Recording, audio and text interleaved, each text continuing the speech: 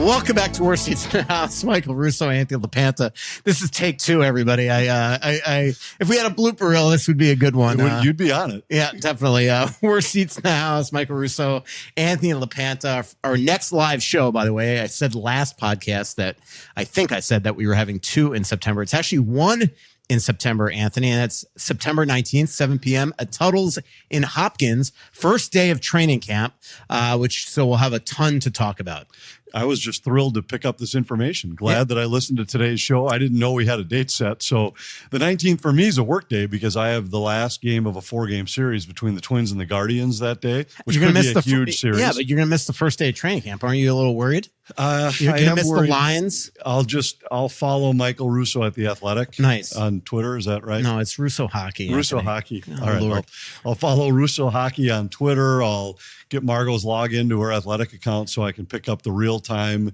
Like this guy just fell in the corner stuff that you'll be posting throughout the day. Yep, and we know the lines on day one of camp always stay the same. Yep, and I honestly I just can't wait to like tweet out that Marcus Johansson is skating with Eriksson Ek and Boldy and just watch everybody just go. Yeah, say that he's blocking the path of a whole bunch of wild prospects. Riley Heidt and Liam Ogren and right. That. I'll write that story on day two.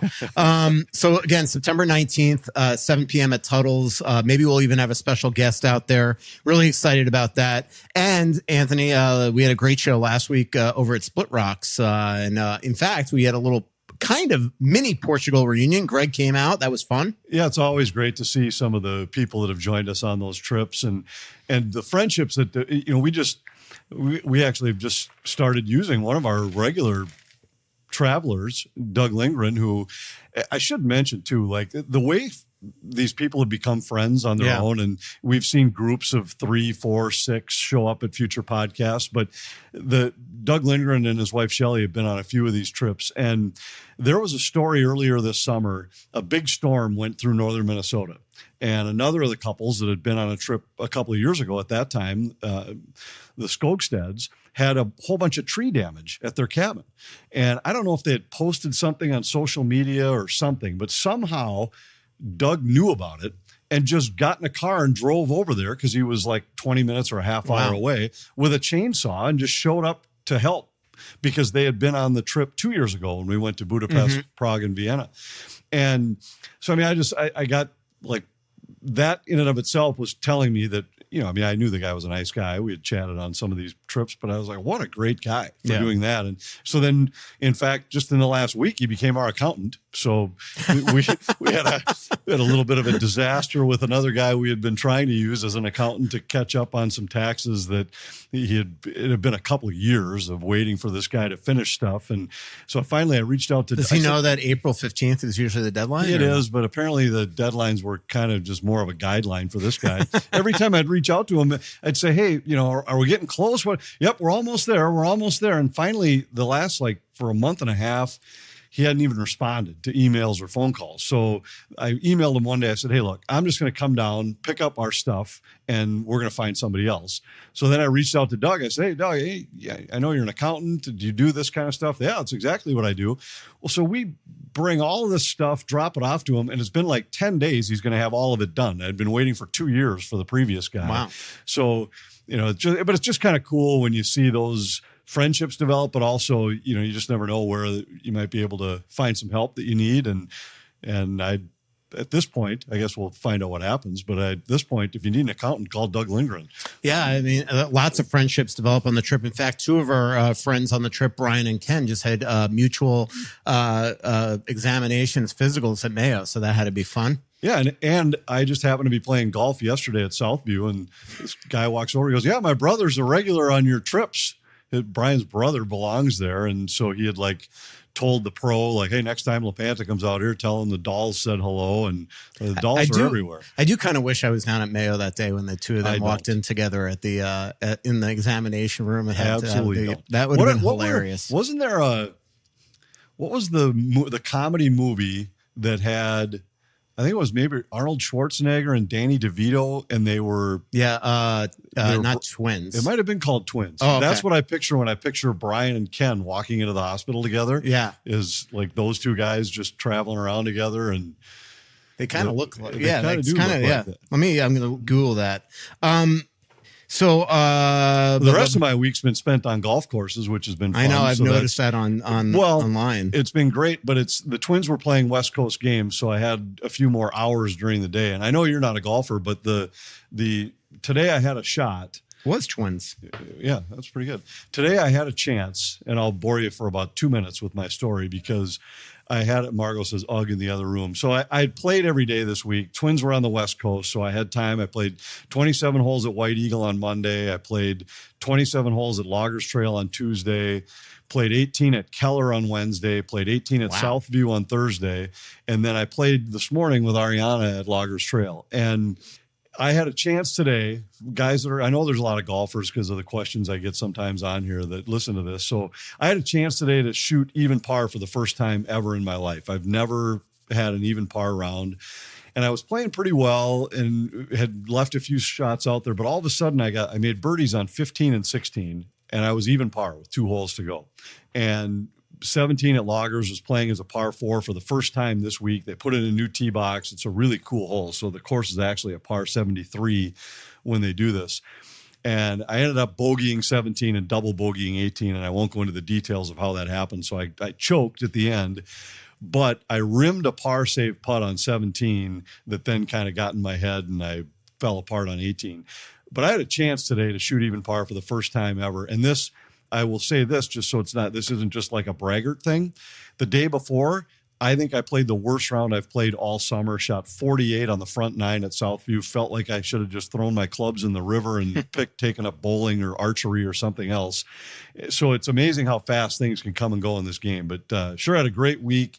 Lucky. I mean, I'm just fortunate to be able to get out and play all these different courses. And with the Twins playing games at 8:30 at night, it allowed me some free time during the day, which was nice.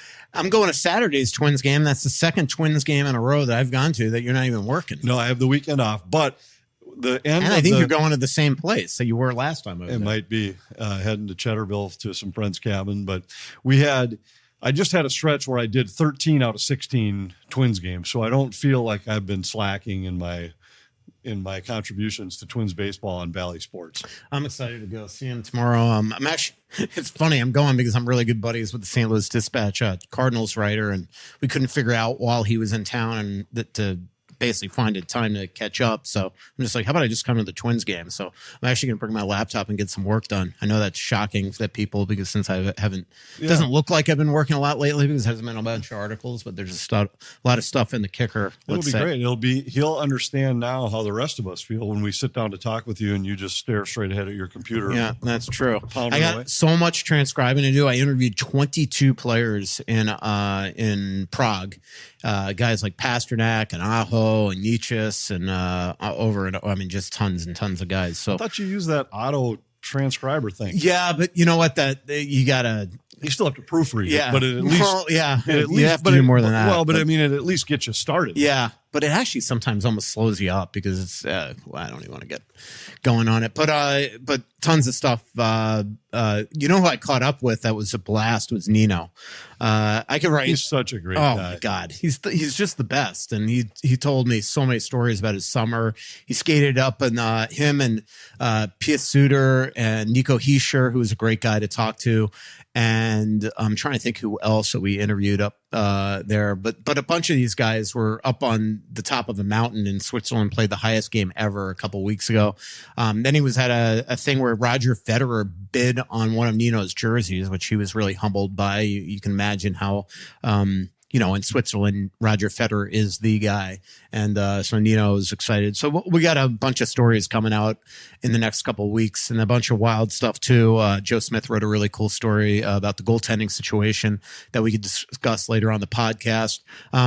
Question for you though, Anthony. I walked into the house and blaring from the basement was Quiet Riot.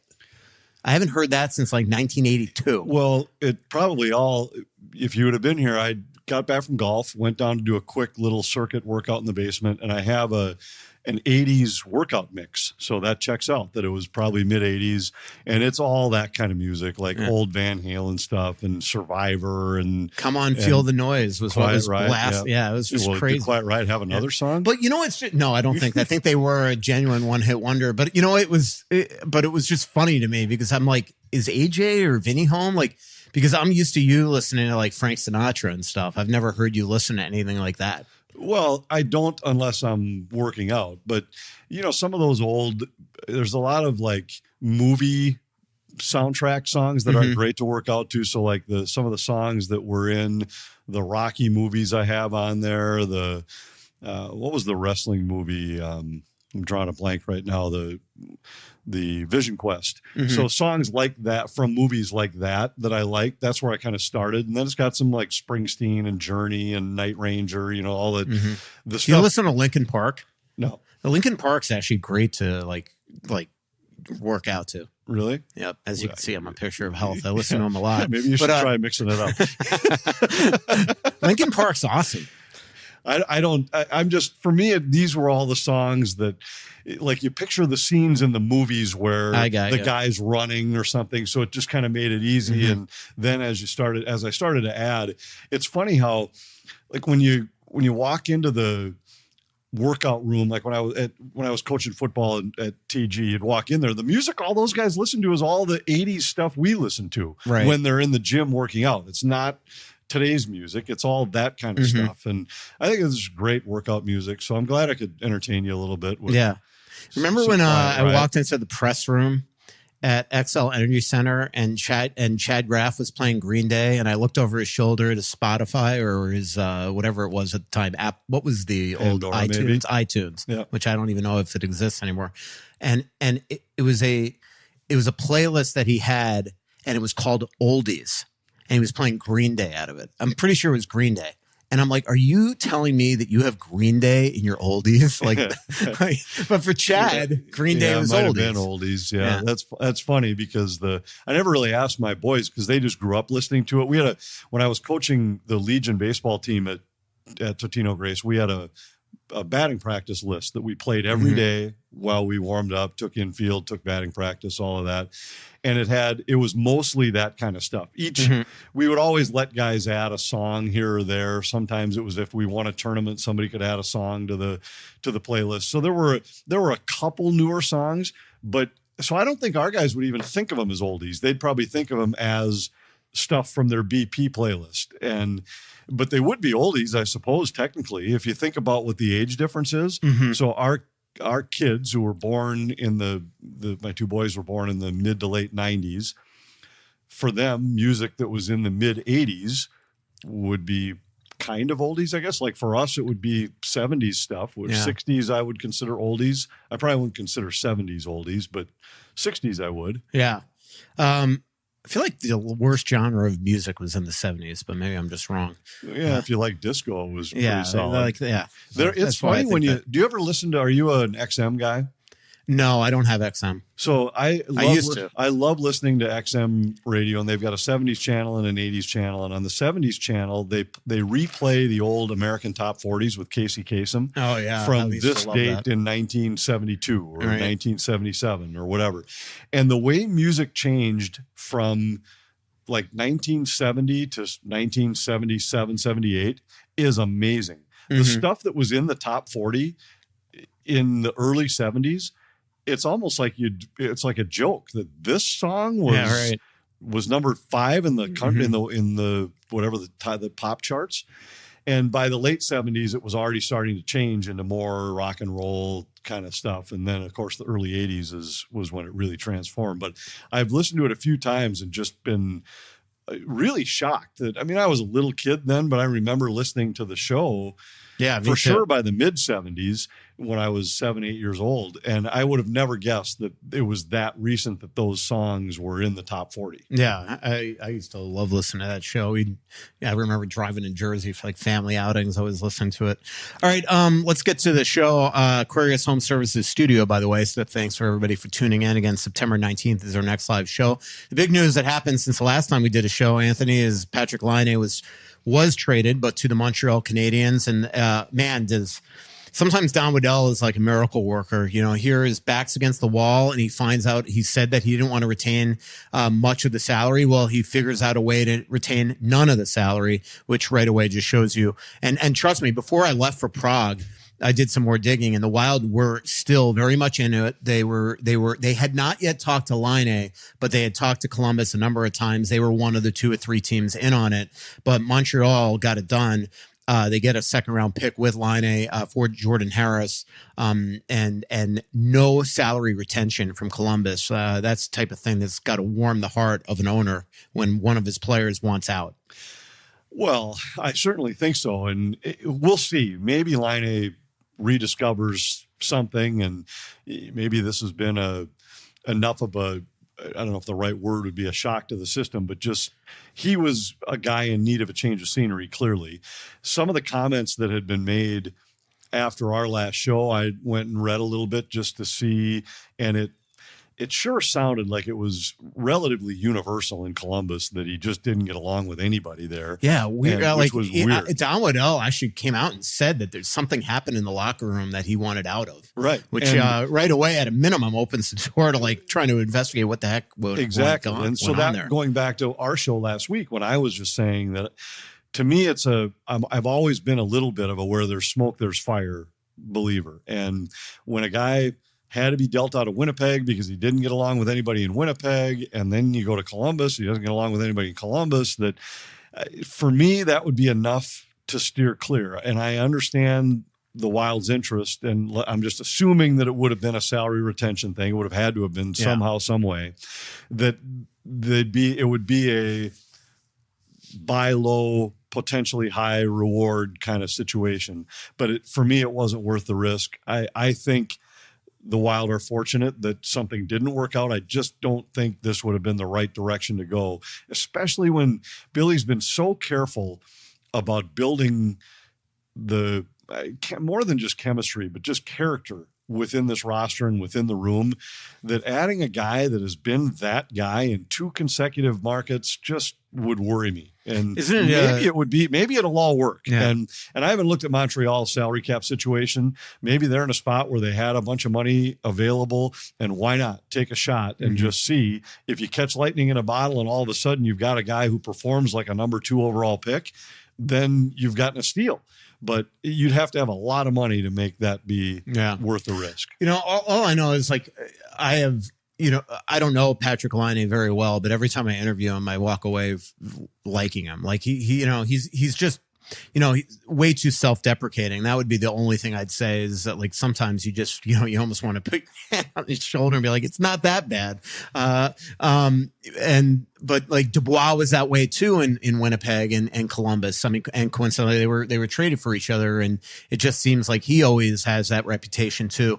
But sometimes reputation just turns into reality, like perception is reality, when sometimes it might be a little overblown. And the one guy that comes to mind there to me is Jack Eichel. Like, he had this reputation in Buffalo that just kind of caught fire, that he was like this bad guy, and you don't hear any of that stuff in Vegas. And he's gone to Vegas, performed incredibly well. Every time I sit down with Eichel, he couldn't be cooler to deal with. Like, I don't see it. And so sometimes you just hope that, this is now the 3rd stop for Patrick Laine after being a number 2 overall pick. If there is something there, you just hope that whatever it is, he wakes up and realizes, all right, now you got 2 years left on this deal.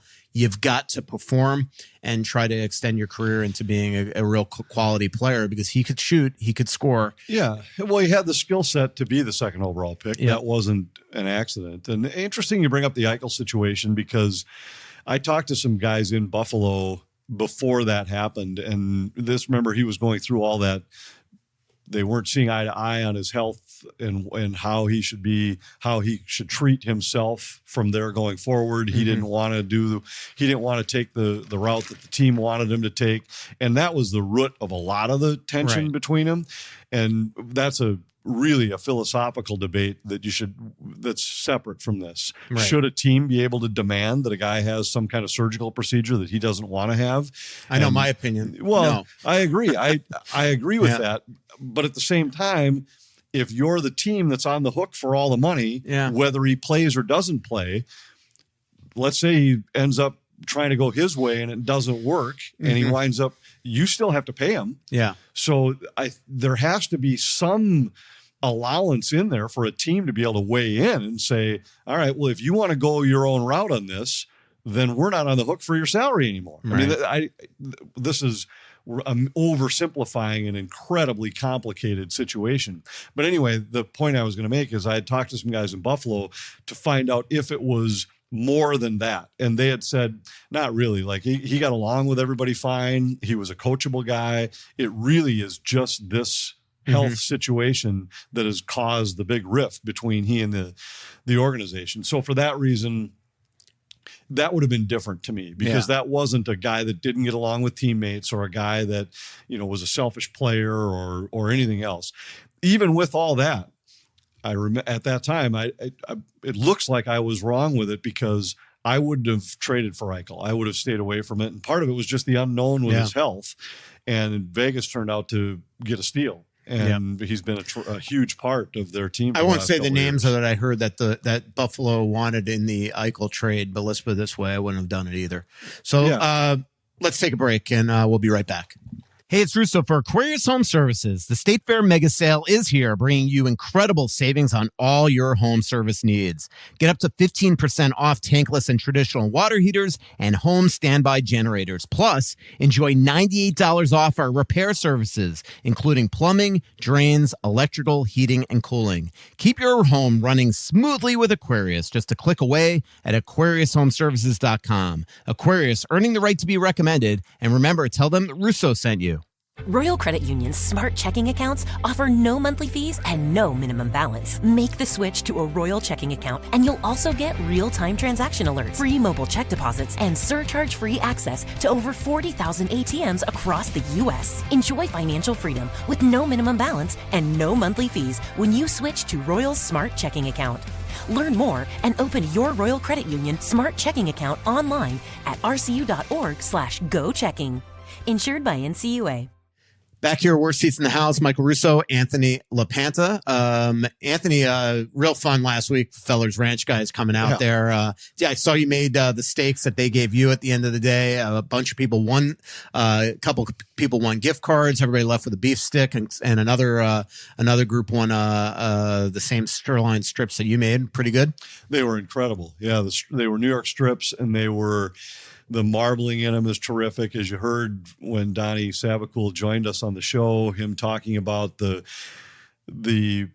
commitment that they've had to making the best steaks. And when they first reached out to me a couple of years ago, and they were just getting started, and said, we're really just trying to figure this out. We'd love to talk to somebody who loves steak. I said, well, I just love steak, so I wouldn't call myself a steak expert. But they were like, we'd like to talk to you about it, have you try them, maybe give some tips to people on the best ways to prepare them, all that kind of stuff. And when I first started to meet with them, and I learned a lot about it, when I found out that their approach was, we want to figure out a way to make the best steaks first, and then we'll figure out how to make the business part work later, I was on board. And these steaks are incredible. In fact, we've picked up 5 of them to bring with us up to the cabin that we're headed to for the weekend, or at least for the day tomorrow. And I'm gonna try them a little different. I'm gonna go reverse sear with them tomorrow and go that route. But these are, if you haven't tried them, go to fellersranch.com and check them out. You won't be disappointed. They're as good a steak as any steaks that I've had anywhere. I mentioned that I just got back from Prague. First of all, I had a great time there. Prague, what a city. And I was there for 5 days. Loved Prague. I went back to that Black Angels bar, which is underground, and I told some of the Czech players that I interviewed, guys like Phil Peronik and Thomas Hertel, and I'm trying to think who else we interviewed, Pasternak, and I think Peter Mrazek is from obviously there.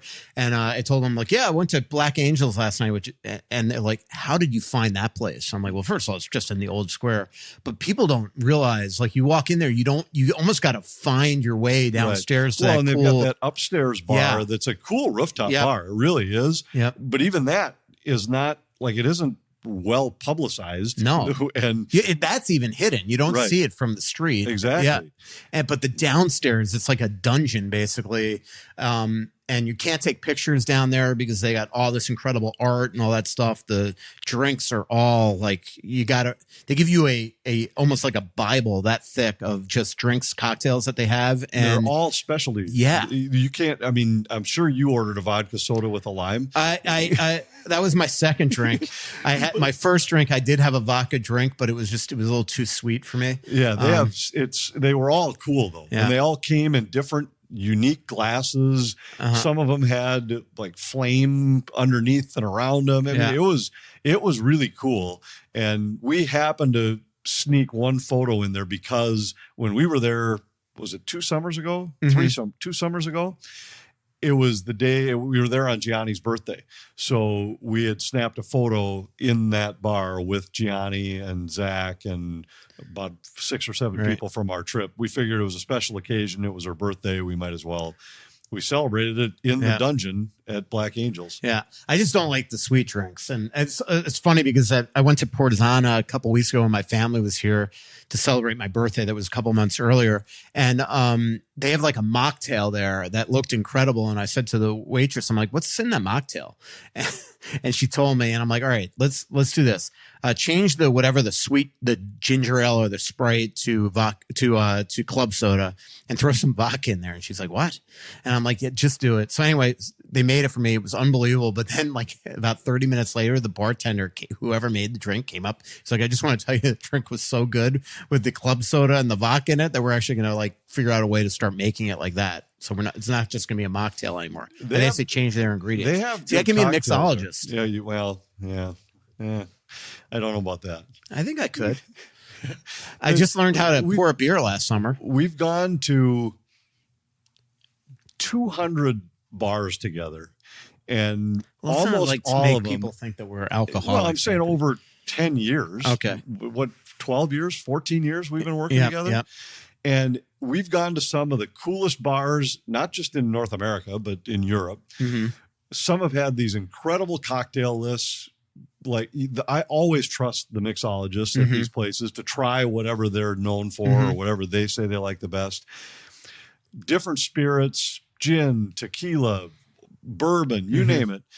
And if we've been to 200 bars together, in 198 of them, you've ordered a vodka soda with a lemon or a lime. Yeah, that's true. And so I'd say mixology might not be high on your resume. But I make a mean vodka soda. I'll tell you that.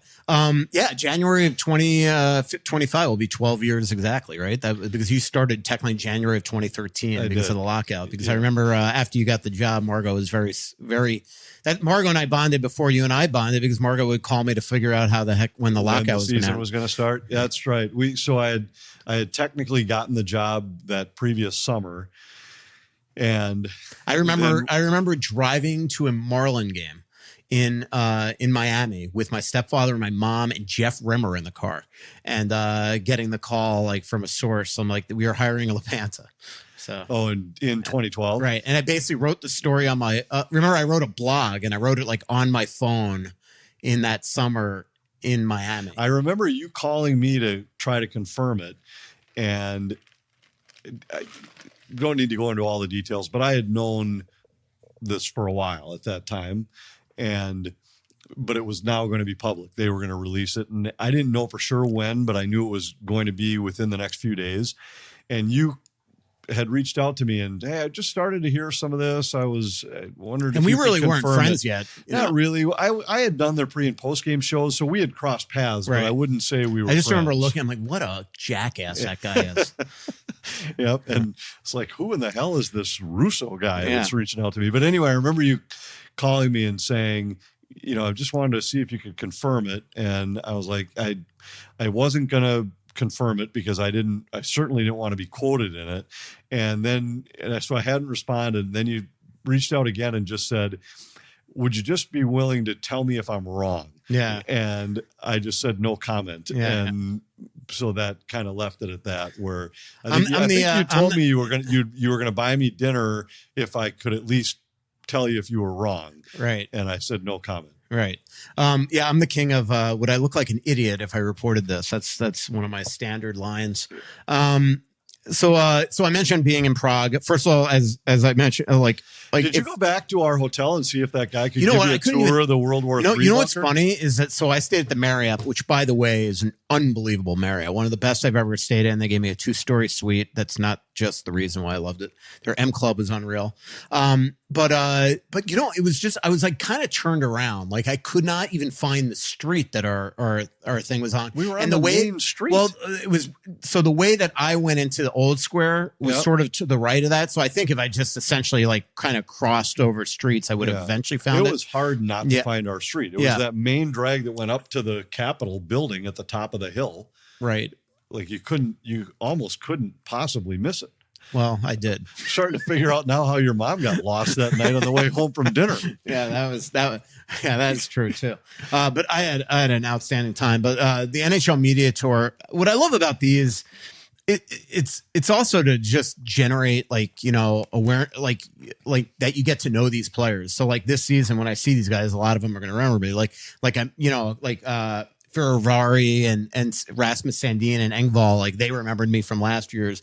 But like, you know, just getting to know guys like Hurdle better and Chernak better and Pasternak better. You know, I've never sat down with Pasternak, but even you know, UC Soros, who I had not interviewed at last year's media tour because he wasn't there, but me interviewing him so much the last several years, you would have thought that we had known each other really well. So I had a blast. I'm going to be working on a Hurdle story there. You know, as I mentioned, Nino, Pasta, Saros, and Nietzsche will be the big stories, and then we'll be doing a big notebook. But one of the coolest stories that I found, and I think this, and it hasn't been reported yet. I'll be reporting it next week, so this is kind of scooping myself, Anthony. But Buffalo, who I think has a roster that should be really, really good. You know, one of the coolest things I've ever heard of. So this summer, Rasmus Dahlin spent the summer in Switzerland, I believe, with his girlfriend, and he organized a camp in early July, when no players usually put on skates that early. Early July for all his teammates to come out to Switzerland, and they were on the ice for a week. They hung out for a week, went on lake and, you know, played golf, all that stuff, bunch of dinners. But like more than not just all the European Sabres, but guys like Owen Power. There were a number of like a handful of North American guys that actually went to Switzerland for a week and skated. And I was talking to Peterka and Luukkonen about this, and both of them basically said, yeah, this just shows you the leadership of this guy and how he is just tired of losing. And remember 2 years ago, it really looked like Buffalo was making strides. Last year, they took a step back, obviously fired Don Granato, brought back Lindy Ruff, almost came back and made the playoffs. But Buffalo is one of those teams when you have a young core, which a bunch of talented players, the Tucks and the Tage Thompsons. Peterka is probably going to get top line minutes now with Jeff Skinner gone. It just feels like when you have a young defenseman like that really wants to get this team out of the losing ways, I think that says a lot about Rasmus Dahlin. Well, I think it says a lot about him, and I agree with you. I love their young core of talent, and they're going to be built around those guys on the blue line. You're talking about Dahlin and Power, who were both number one overall picks and look like they're both legit. I think it's a team that's got some upside for sure. I just think there's a few teams that are similar and at similar stages of their development in the East right now. When you look at Detroit, Ottawa, Buffalo, there's just not a lot of room. So, I mean, it gives you an idea of just how hard it is to make that next step into the elite, because when you look at the teams at the top, I mean, Florida is going to be good again. Tampa, I think, is still, they're not going anywhere. Yeah. Got Gensel, brought back McDonough. Right. And you got Carolina, I know lost some guys, but they've still got a ton of talent. The Rangers are still going to be really good. Toronto is still uber talented. So you got all those teams in the East.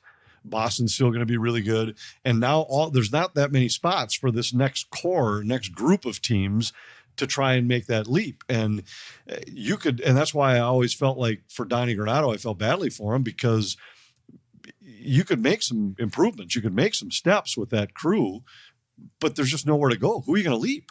Yeah. That is the hardest thing. And I talked to a lot of the guys in the East about how hard it is to make the playoffs. But like I was talking to Nino, I mean, the Central this year is going to be much, much better. I think with Nashville being better, I think Utah is better. Winnipeg's still there. Obviously Colorado, Dallas is still a lead, and then Minnesota. I mean, if you look at every division right now, it's tough. Yeah. I think the gap in the Central from top to bottom is going to be smaller than it's been, and maybe smaller than any of the other divisions, because Chicago will still be the bottom, should still be the bottom club, but they won't be nearly as bad as they were last year. Utah for sure will be better than they were. I still don't think they're a playoff team, but they for sure will be better. St. Louis might be going the other direction, but I don't think they're that far from any of these other teams. And then you mentioned the teams that will be in the hunt. I think it's going to come down to Minnesota, Winnipeg, and maybe St. Louis, 4, 5, 6. I think, assuming that everybody's relatively healthy, nothing major changes. Colorado, Dallas, Nashville on paper look like the best 3 in the division, but I just don't think they look that different from Minnesota or Winnipeg.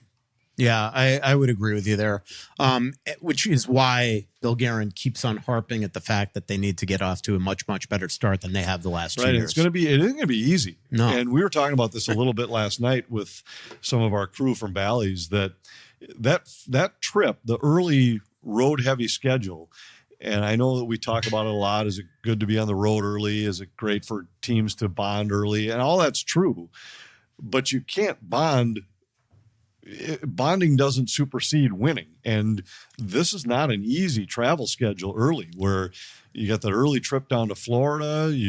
The games against Columbus are going to be no cakewalk. I mean, this is not an easy schedule to start the season. So you better be ready when training camp breaks. Columbus and Seattle to start the season at home. Got to win those games, I think, because on a second of a back-to-back, you're going to Winnipeg. As I joke with Nino, it just doesn't seem like every time the Wild go to Winnipeg, it's on a second of a back-to-back. He's like, don't make excuses already.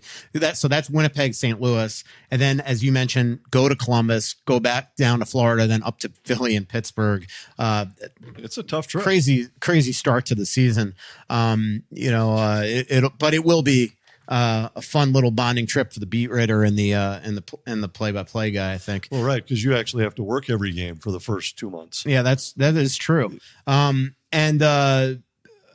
I think let me just go through the list of guys I talked to and just give me my impression. So Slafkovsky, the kid from Montreal, hilarious kid. He had a great line. I said, do you basically feel like you're over? First of all, he signs his contract, this 7-year deal, makes a lot of money on that deal. And he basically, he jokes that it was like for 50 games. I'm like, well, you played a full season. He goes, yeah. So like 2 years ago, not very good. And then last year, he's like, well, I've only played like 50 good games. He's really, really honest. And then even do you feel like overlooked as a number 1 overall pick? And he's basically like, yeah, but I should be. Talk to Mrazek, great guy. Sammy Urson, the kid that's going to be the number 1 goalie for Philly. What a good dude that is. Then we got Zetterlund, Nietzsche, Eklund. Really good guys. Paterka, awesome. Vejmelka, first time I've ever in my life talked to Carl Vejmelka. Great dude from Utah. So Teravainen, I talked to him about the goal that he scored in 2013 against the Wild when in the playoffs, when the Wild had rallied back from 3-0 in game 3. Vanek touched the puck when it should have been a hand pass. Then the puck goes around to the other end and he scores on Dubnyk. And I'm like, that goal just killed the series. It's like, yeah, I don't know how that went in. I still think at that moment might have been as big a turning point moment as there has been in any Wild season, because it was 3-3. Yeah. Crawford looked like he was about to get pulled. Yeah. He was a mess. The Wild were a couple minutes from getting into the third period. Right. If that. And then all of a sudden, it might have been the last minute of the second period. I think it was. Happened. And then from that point on, Chicago was the better team. Yeah. But if, let's say, Crawford gets pulled, he had just given up 3 goals in a row. Yeah. And let's say he gets pulled, you go into the third period, and now he's certainly not going to have the same confidence level the rest of the series. We don't know for sure that he was going to get pulled, but it sure felt that way. Yeah. And I was surprised he didn't get pulled when it became 3-3. Yeah. And then it was all of a sudden that goal, everything settled down. Chicago hangs on to win that game, and Minnesota never really threatened again. Yeah. Teravainen, though, what a good dude. And Nico Hischier, first time I sat down with him since the 2017 Stanley Cup Finals. So the NHL always brings all these top prospects to the Stanley Cup Final. And I went over to the Vanderbilt Marriott and sat down with like guys like Nolan Patrick and Casey Middlestad and Nico Hischier. I forget who the top defenseman was. Would Heiskanen maybe that draft or he might have been because it was Patrick and Hischier were the 1-2 picks, but it was I think. Heiskanen was 4 the year he was picked. That might be the same year. I can't remember. I mean, it just shows you. Was that the same year was it Schmaltz that went 3rd that year? It might have been, but I know I didn't sit down with Nick. But it was 2017 because the other cool thing that I got to witness was them all meeting with Crosby before that game. Sebastian Aho, always a good dude. Rasmus Sandin and Ferraveri. So one of the questions was, when do you think Alex? I couldn't believe this. When you think Alex Ovechkin's going to break the record, he's 41 away from Gretz. And Ferraveri. I'm trying to think about. That wasn't the Schmaltz year. No, I think no. You know what? That was the Cale Makar year. Heiskanen, I think, went 1 pick before Cale Makar. I don't think it was Makar at the. I definitely didn't sit down with Makar. I think the year that Hischier and Patrick were 1-2, I'm almost positive that it was Heiskanen and Makar, and they were either 4-5 or 3-4 that year. Yeah, that was the year that the Avalanche lost the lottery and got Makar. Was that the year? It could be. Yeah. So here we go. So when Makar went 4. So Colorado lost the lottery, dropped to 4, and got Cale Makar. Is that right? Hischier, Patrick, but it was Heiskanen that I sat down with, and then Middlestat was there as well. He went 1 pick before Makar. Yep, exactly, which is not a bad pick at all. No. So Ferraveri asked him like when Steve Wino from the Associated Press asked him when he was going to break the record, and so it was like the most honest thing I think. He's like, I'm thinking December of next season. I think he's got like 25 in him this year and 20 in the last year. Rasmus Sandin looked at him and like, whoa. And then Sandin's like, I think he'll do it this year. But it was so honest. Pasternak, Chernak, Engvall, and Hurdle were the other guys, and Philip Hronek. So real fun trip. Looking forward to that. Last segment of the show, we're going to take your Twitter questions, talk more about the Wild. We'll be right back. We do want to thank Twill and the Edina Galleria. I don't know if you've been to the Edina Galleria. It's a beautiful place to shop, a very comfortable place to shop, easy parking, easy in and out, really good restaurants there to hang out in if you want to do that. But if you walk by Twill, you'll see that the shop reflects their products. It's a very down-to-earth, easygoing, attractive space with expert associates working there who are not pushy at all. They're just there to answer your questions and help steer you in the right direction if you need steering. And you go in there and just walk by, get a look, and then go back when you want to buy clothes for yourself, when you buy somebody a present, whatever the case might be. Go in and realize that Scott Dayton handpicks everything in his shop. Scott Dayton's the proprietor. It is Twill by Scott Dayton. Scott's been a friend of mine and has been supporting this network for a long time. I buy all of my clothes there. My wife loves the place. Every time we go in there, we buy more than we expected to buy because my wife likes it so much. Their stuff fits. It wears well. I just went on a European vacation where everything I wore was from Twill because you get out of an 8-hour flight and you're not even wrinkled. The stuff just wears well. You can buy everything from golf, from running shoes, walking shoes, golf shorts to beautiful Italian suits that you can wear anywhere, to any occasion. So just check out twillmn.com, sign up for their email notifications. They will not spam you. They'll just send you something if they're going to have a special event. Hey everyone, Attorney Jerry Bosch here with Bosch Law Firm and WorkCompExperts.com. For almost 30 years, we've represented Minnesotans just like you all over the great state of Minnesota to guarantee they've been treated fairly and with respect when they've suffered a work-related injury. A work injury can change your life in an instant. You need someone on your side who can help you focus on getting back on your feet and getting paid while you do. You may be entitled to medical benefits, wage loss benefits, job placement, retraining, and payment for permanent disability. To make sure you are being paid all the work comp benefits you're entitled to, please call the attorneys at Bosch Law Firm. The call is always free, and there's never a fee unless we recover benefits on your behalf. Call 651-333-8300, Bosch Law Firm, or visit us at workcompexperts.com. Back here, worst seats in the house. Michael Russo, Anthony LaPanta. You going to be going to the State Fair a bunch this year?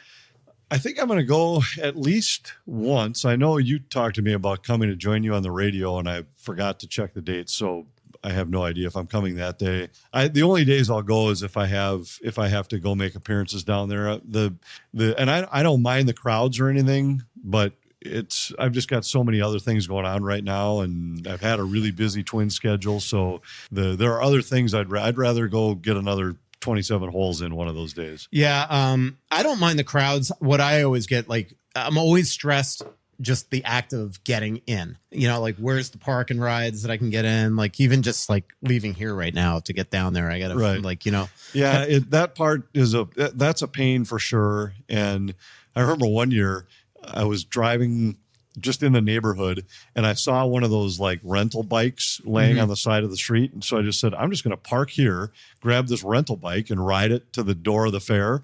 And then I'll see if there's a place I can kind of like throw it where maybe nobody will see it. And it worked perfectly so I rode the bike there. I hit it behind a tree. I mean, I signed off of the bike, but I just put it behind a tree by the fence, went in, came back out, got the rental bike again and rode it back to my car. So it worked.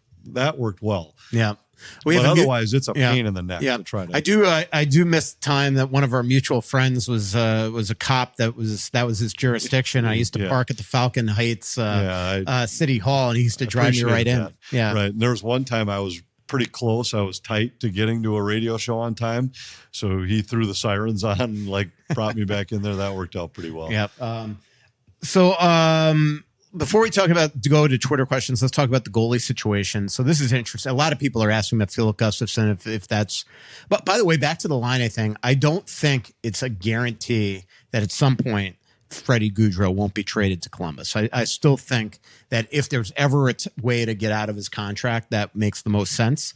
And I do think the two teams have talked. I don't know if anything's pressing in that matter, but I do think that's always going to sort of be there. And for obvious reasons, with Dean there.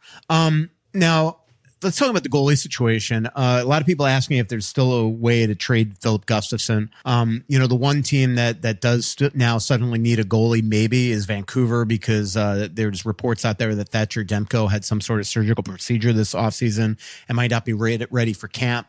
But Gus, they're tight against the cap. Gus makes 3.75 over the next 2 years. Demko didn't die. He's going to come back at some point. It just seems that they're going to try to get a goalie if they get a goalie at a cheaper rate. So my guess is I doubt it. And if you read Joe Smith's story in The Athletic the other day, it's very clear that at times this season, maybe even to start this year, Bill Guerin is planning on having 3 goalies on the roster and that Jesper Wallstedt is going to play games and be on the roster at times. And when they need to send him down or if they have to call up another player, they're going to send him down. So that just takes cap space away because you have to account for that. So there are going to be times where they're going to have 3 goalies on the roster, but suddenly they lose a forward and then they're going to need to call up a forward, but to afford that forward, they're probably going to have to send Wallstedt down. But I think there's going to be a lot of gymnastics, some juggling acts with Wallstedt this year, but I do think that we're going to see him. I agree. And I've said all along that I would be shocked if you didn't start this season with all 3 goalies on the active roster. And especially when you look at some of the road trips and even just think about the fact that there are some advantages to it too. I mean, let's just say you've got back-to-backs and the second one's at home. Well, why bring let's say Marc-Andre Fleury is going to play a game. Well, leave him at home and take the other 2 guys to the front end of the back-to-back and let your guy who's going to play tomorrow stay home and rest. Not that I'm not saying that over 82 games that the ideal way to do it is to have 3 goalies, but I do think there are plenty of times where, all right, the schedule dictates there's 4 or 5 days off here. There's only a couple games. Let's send Wallstedt to the minor leagues, free up a little cap space by having him off the roster for a week. He gets a start or 2 down there, stays sharp. If it's going to be a week or 10 days between NHL appearances, and whichever guy's playing the best play. Yeah. And the other guys, they'll get their opportunities. And if they don't perform, well, we got three guys. Yeah. And to your point, if I was mapping out the schedule right now, if they do start with 3 goalies, I bet you Volstad's debut is in St. Louis, because the one thing that I think will happen is that Gus starts opening night. Then you start Flower against Seattle. As you just said, you can leave Flower at home. Now you can bring him on that little 2-game trip. And then you start Gus in Winnipeg, because you don't want a second of a back-to-back after what happened Volstad last year. Start him in Winnipeg, start Gus in Winnipeg, and then Volstad in St. Louis. Obviously, a lot can happen in between. But, I know you say advantages. I still don't love it. Like, no, I'm not saying it. I just think there are some ways you can use it to your advantage. Yeah. But I think it's too important for Volstad.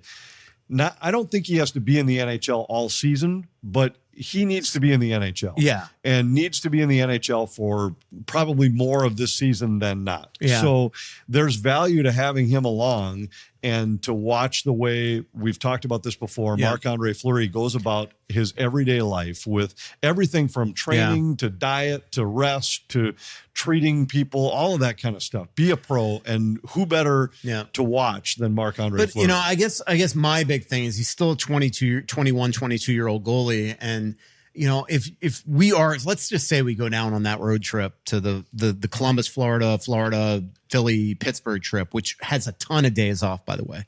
And obviously Volstad's going to be on that trip because of the whole bonding thing that they're going to do in Florida. If all of a sudden he is like, they're going Gus, Fleury, then Volstad, and he's going 4, 5, 6 days without starting while Iowa is playing. From a development standpoint, I think reps are more important than just practicing with the NHL team and being around Fleury and being with Freddie Chabot. Right. But that's what I'm saying, is that I think there's ways to look at the schedule that way and say, okay, here's a stretch where he might not get a start for 7 days. Well, then let's send him back and make sure he plays a couple times during that. And then now here's a stretch where he might play 3 times in 10 days, and that's plenty. And now there's going to be, we only have 2 games in the next 8 days or something. Send him back. I just think we'll probably see him going back and forth a fair amount this season, assuming that the other 2 guys are healthy. Right. Let's go to some Twitter questions. Mitchell Pearson goes, how likely is it that Riley Heidt gets at least a 9-game look out of camp? Are there any off-season injuries that might carry over? As far as the injuries, I don't believe so, unless something has happened. There are no off-season injuries that are carrying over. The question is, has anybody gotten hurt? Remember at this time last year, we had no idea that Ryan Hartman had gotten hurt and wasn't training. So right now, as far as I know, everybody's healthy coming into camp. As far as the 9-game look, if Volstad is on the team, I don't even think they could afford Riley Heidt. So if there's no injuries in camp, I don't even know how they could afford Riley Heidt for the 9 games, because right now they can't afford 2 league minimum salaries with their cap situation. And Volstad makes more than even a league minimum guy. So if Volstad's on the team, I don't even think they could afford Riley Heidt. So a lot will depend on injuries. A lot will depend if they decide to throw a Johnny Merrill on waivers to save some money. That's what I was just going to say. Is I think it depends on the last couple spots, and how those play out. There's ways that if they really wanted to, they could clear up some cap space. Yeah. Could they get somebody to take Marcus Johansson?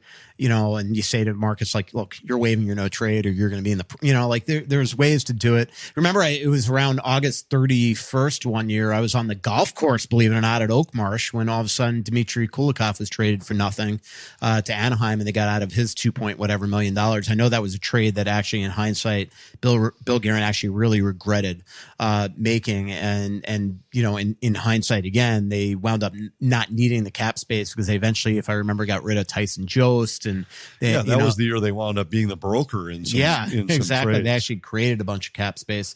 What kind of all right, let's go some more Twitter questions, Anthony.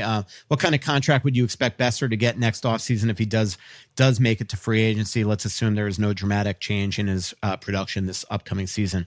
I don't think he's going to make it to free agency. I think at some point here, Brock Besser is going to be extended by the Vancouver Canucks, which just shows you how much has changed. Last year, they were trying to trade him.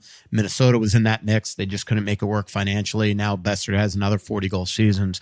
I think that he signed some sort of deal. I don't think it's going to be a crazy long-term deal with crazy money, but I could see a mid-range deal in 4 or 5 years happening at some point. Jake Winger, Anthony, wants to know what you expect from Kirill Kaprizov this year in terms of goals and assists. Do you guys think he can win the Rocket, Art, or Hart? Probably not. but that's just because there's some teams that are going to play a different style than Minnesota plays. It's hard to beat Austin Matthews and the goal scoring prowess. And the Edmonton guys for the Hart. Mm-hmm. I mean, those two guys are going to end up with 130 points. I think, though, that if he's healthy, if he that. gets off to a better start and is healthy, I think he could flirt with 50 easily. If you prorate his numbers over the last couple of years that he's been hurt, he definitely could have gotten in that 50 goal range.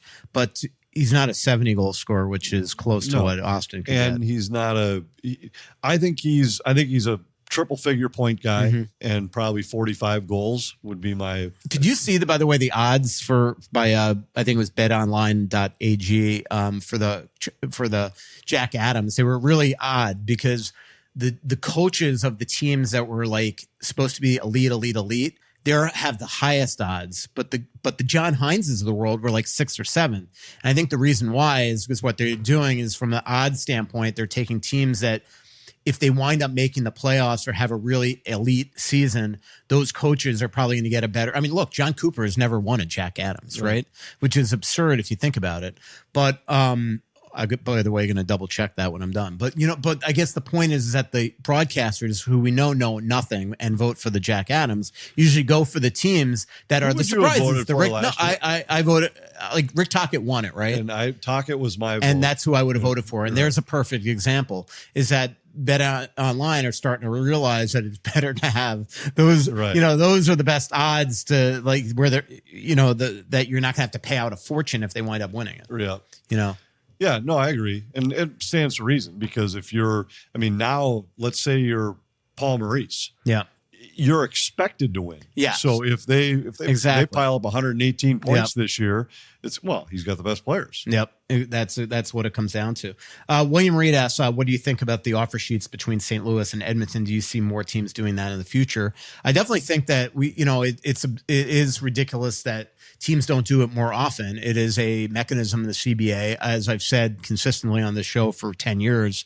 It usually is the other team negotiating that contract for the other because the vast majority of times it's matched. In this case for Broberg and Dylan Holloway, it wasn't.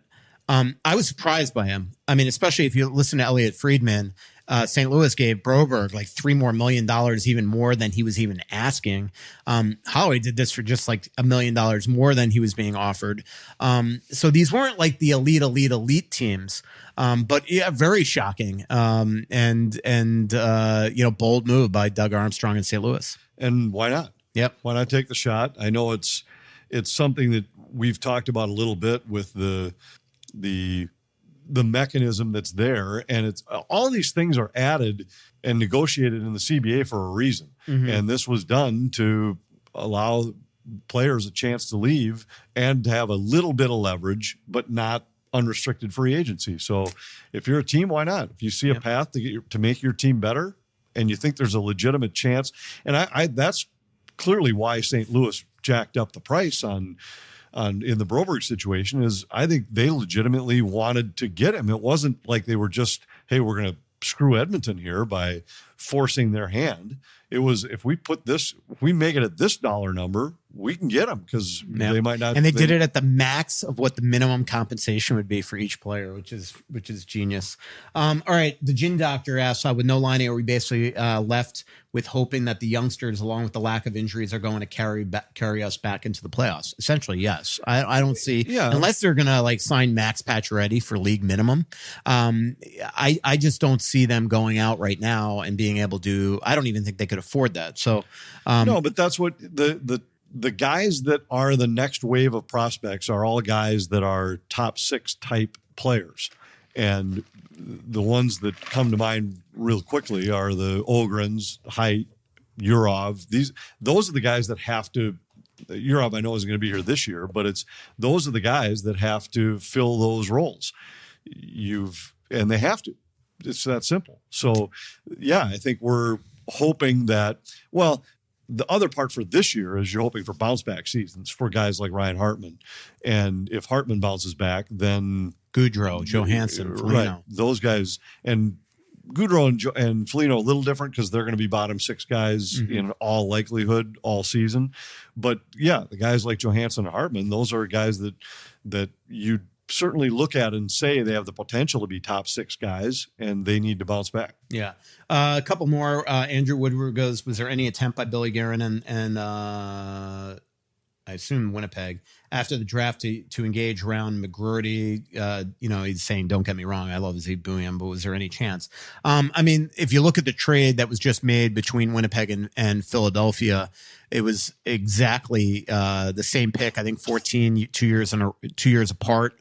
And the kid that was traded back to Winnipeg.